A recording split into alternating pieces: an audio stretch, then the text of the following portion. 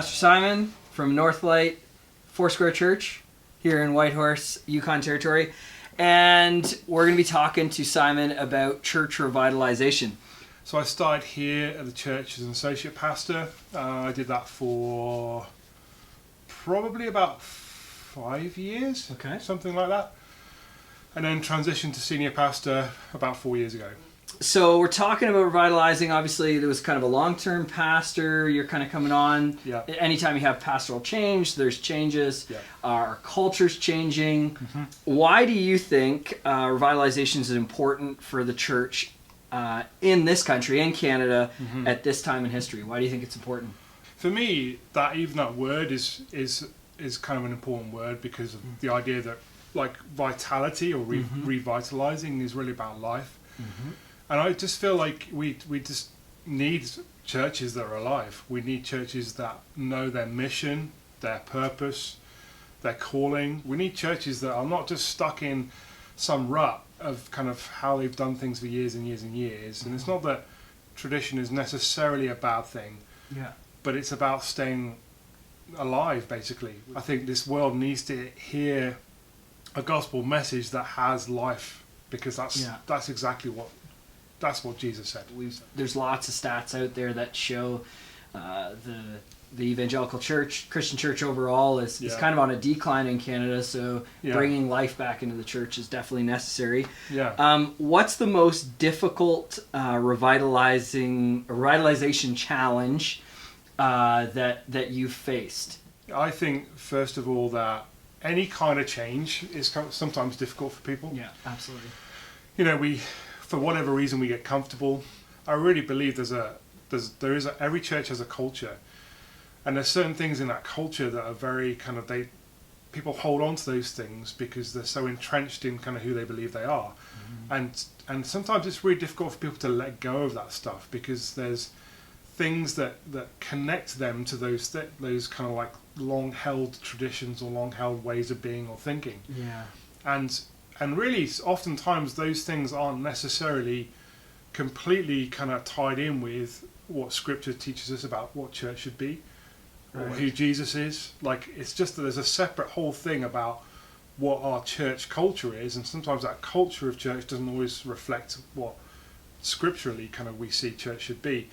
And so I think one of the big difficult things for people is letting go of what we're comfortable with in order to kind of like either get back to or forward to what Scripture teaches us about what we should be as Christians, or like what church should be like. And I think that's one big challenge. The other challenge for me personally is that in the midst of that change, our church culture, for example, is really good at valuing like the spontaneous and the new, but it's not always really good at following through on that.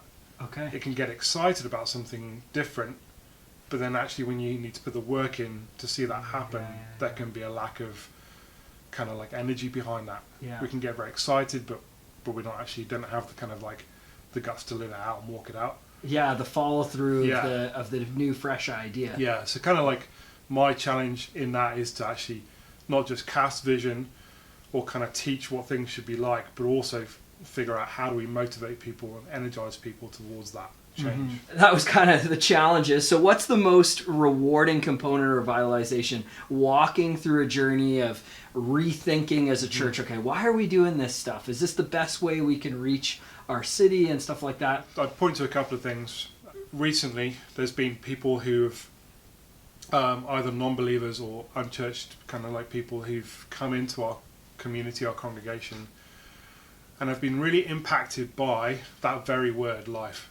Like they've been shocked almost, like that they've come into this community expecting something different, and finding something that they can connect to, finding something that inspires them, excites them, encourages them. They felt welcome, they felt loved, they felt like there was life, and you know that's a huge. I mean that is what we do it for. So when those things happen. And obviously we want that to happen every Sunday or every week, right? But that's not always the case. But when those things happen, then that's really makes it all worth it. I think the other interesting, like, good thing or kind of exciting thing is when there's people in in our kind of churches and communities who are on these different like kind of places in terms of change. Yeah. Some people adopt it really easily. Some people find it really hard. I find it really rewarding when those people who find it really hard or are resistant, like all of a sudden the light goes on. Yeah. And or like we've done something and then they look back and realize, oh, there was a reason why we did that. I find it really rewarding when those people, just for themselves, really kind of understand afresh that, oh, this is actually something that Jesus really wants us to do. Yeah. There's value in it. God's really in it. Awesome. Yeah. Thank you so much. All right. Pastor Simon, Northlight Four Square Church in Whitehorse, Yukon Territory. Okay. We're Thank out. you.